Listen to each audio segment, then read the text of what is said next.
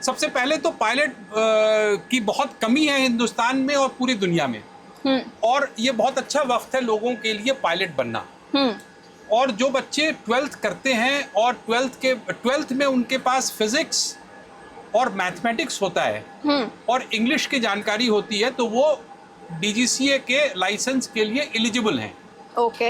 Above 18 years as एक medical होता है जो कि देखता है कि आपकी eyesight and general body functions अच्छे हैं। हाँ।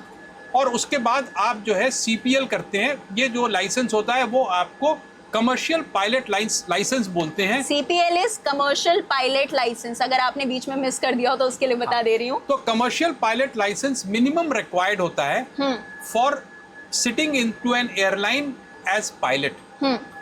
तो जहाँ पे आप बैठी हैं वो पायलट इन कमांड का सीट है और राइट साइड में वो कैप्टन का सीट है और ये फर्स्ट ऑफिसर का सीट है। ठीक है।